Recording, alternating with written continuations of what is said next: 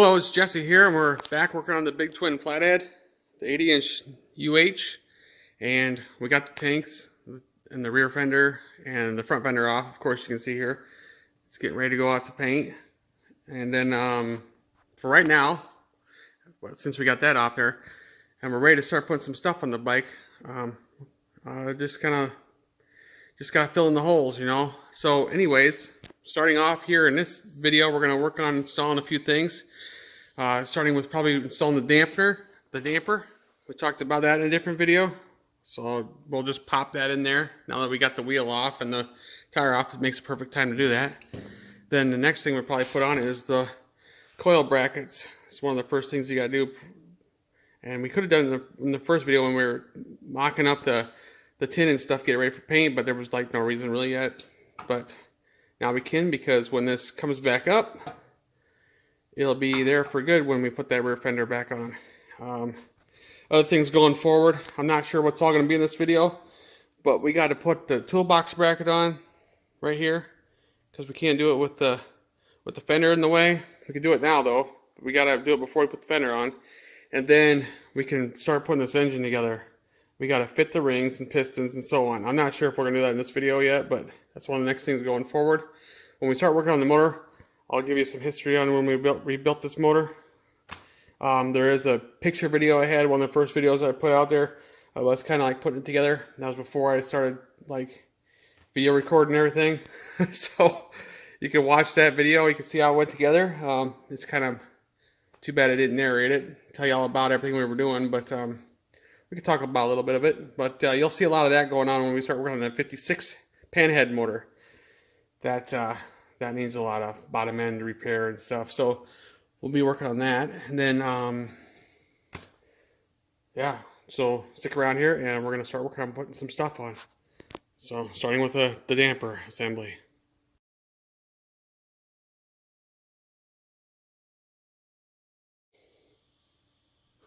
So in part 5, where I was talking about the damper assembly and how it went on. So here we go. We're going to work on putting this on here. I'm going to get it all prepared, and then I'll show you how it gets put in.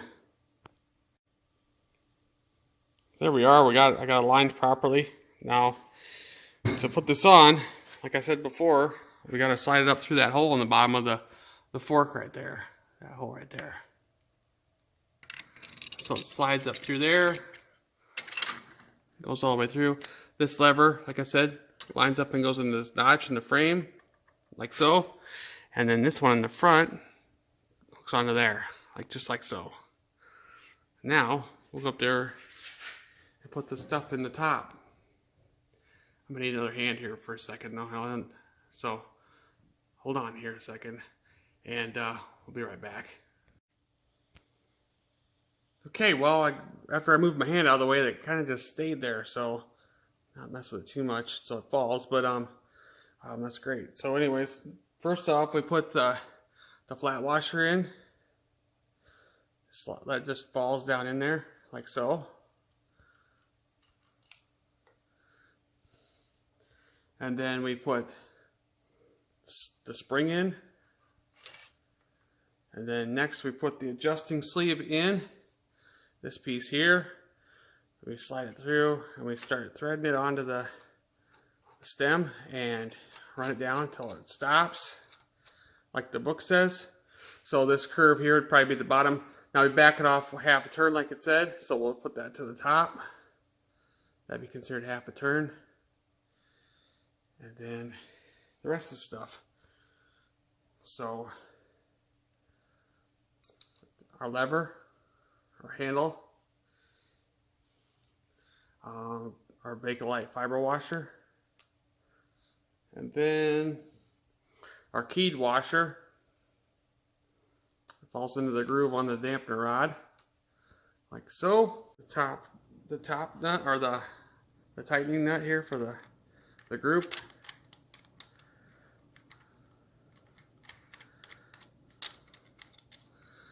Let me tighten that up.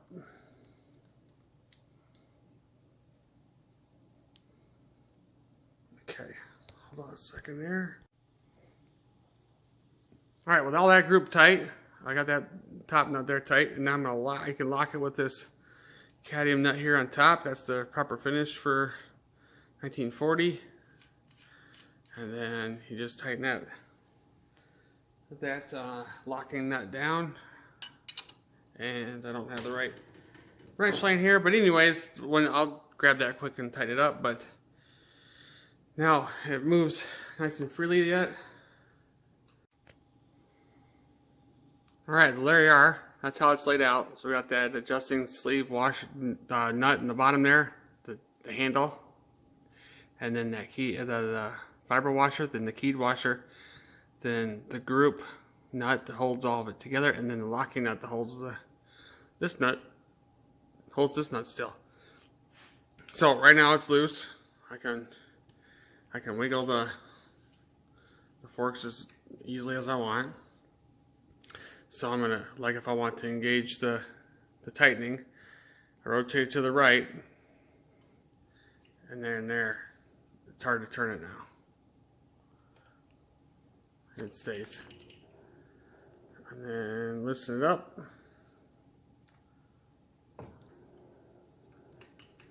Just like that.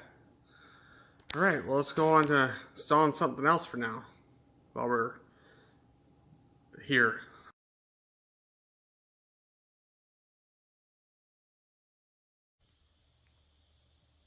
Okay, so installing the coil. This can be done prior to, it should be one of the first things to do, but seeing as how the oil tank's not tight, we have the room to put these clamps on. They go around the seat post in the frame there. You'll see that in a minute, but this is a colony kit, 2281-18. It's for the 36 and 47 style coils. It has the bracket in the back there like that. And then, anyways, this is ready to go on. So we're working on putting the clamps on. So we hook the clamp around the seat post, centered frame post, and then we slide this U-shaped bracket on. And then we put these spacers on, then the coil, then the lock washers and nuts. I just got it grouped together like this so the stuff don't get lost. Also, one of the things when I was keeping this stuff all organized, I just kept the track by putting part numbers and so on, where it went, and so on like that. And I kept it in a little bag. So I like to separate my stuff and keep it all organized so I don't get lost pretty much. But I got some stuff laying here that's kind of laying there, but that's because I'm in the middle of working on something or whatever with that one. But anyway, yeah, let's go ahead and get this put on there. There we are. We needed kind of two hands there, but what I did was it just spread them out a little bit with just a little bit with my fingers, but not like bending it, and then slid it across. That way I didn't scratch up the frame at all or anything. So then I put the bottom one in first, so I didn't have to, and so on. Try to do one down here. So now I'll do the other top one, and then I'll figure out where they need to be at, and then we'll work on getting them clamped down. There's the clamping U-shaped bracket I was saying, and then just put the spacers on.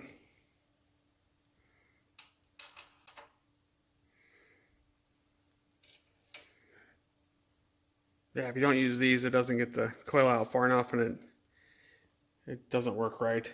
It has to go like this. So, all right, next we'll adjust these and see where the coil lays at. All right, so there we are with the coil now. Some stuff I've seen that's usually about 1 inch off the plate of the bottom plate of the oil pan, the battery tray here, and then a couple inches from the top here, and then of course the wires loop upward and then come across for the flathead. Now, if it was a knucklehead, of course the wires would come over here and stop because the spark plugs are over here on the overhead valve. But anyway, now one of the reasons why this is one of the first things before you put anything in is because it's not so much getting the clamps in, it's the nuts here. I gotta wiggle in here, and of course we just have these sitting here, so that's not a big deal. But getting to these might be a little bit more difficult because of the oil tank. So we'll see. So I would just suggest doing this before you put the oil tank in. I can leave it loose for now. Hate to take the tank back out, but I don't know. We'll see. See if I can get this tightened up.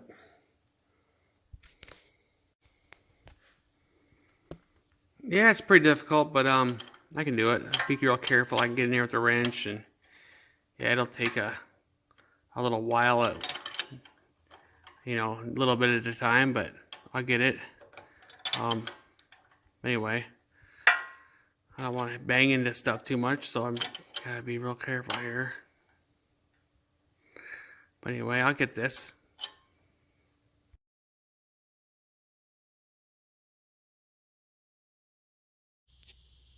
Here we go. We got the knob painted black, gloss black, and then we'll just put this clip on here like so, and then just put this spacer piece that goes the rounded part outward towards the knob.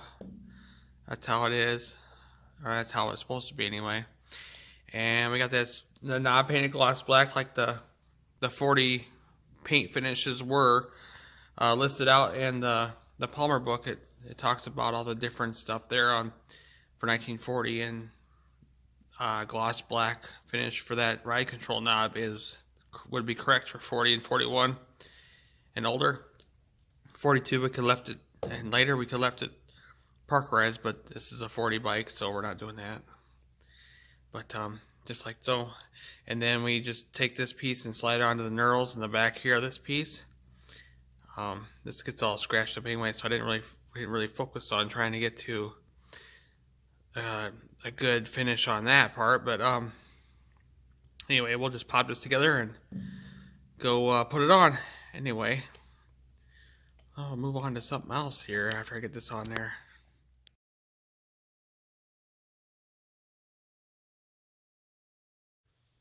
So after installing the coil bracket back there, I moved to the front here and tightened down the horn bolt nut there, and along with the headlamp bolt. It's kind of hard to get to, but I got it. It's nice and tight. Don't have to worry about that. That little loop on the bottom there, the wires go through it. We'll be doing that later when we install the wires into this stuff. So I think now I'm going to move on to installing the toolbox bracket back there.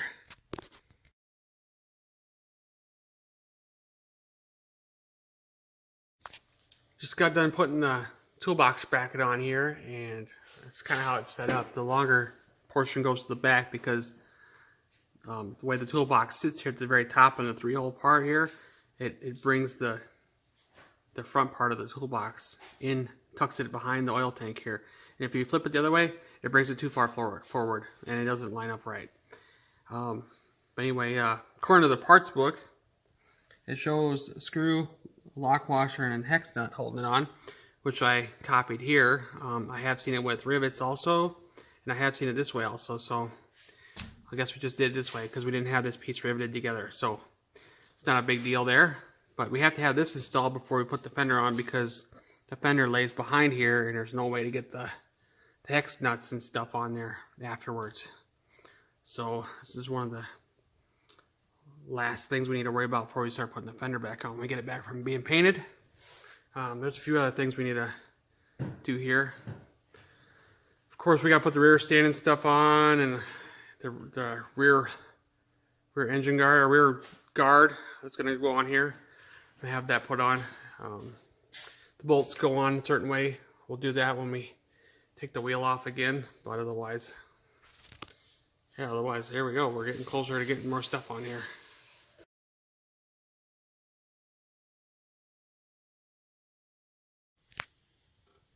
So here we are. We're going to move on to probably the last part of this video here. We're going to put on the clutch bracket and mount it, and then work on putting this kickstand on so we can get this off the lift. So we'll work on just setting this up here for a second, and then let's see, it lines up in these 3 holes here. And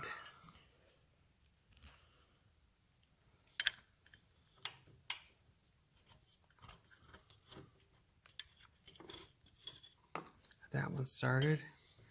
Another one here started.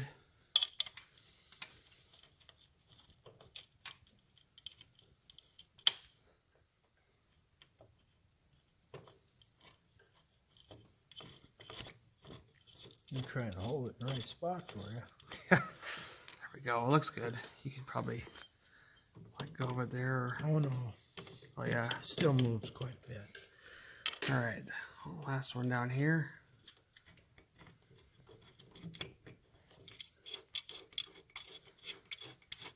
These are machined head bolts as well. Kind of just like the original ones were supposed to be. And of course, Parkerized finished. A lot of the stuff was all Parkerized finished back then as well. So, all right. We'll get setting up this kickstand stuff here. Go ahead and tighten it down.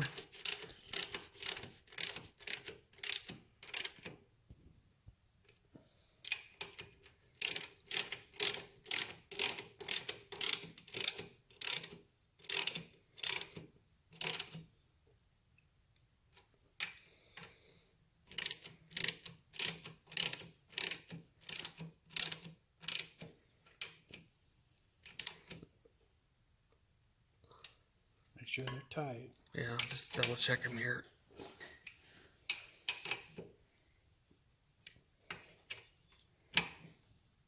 Yeah, there we go.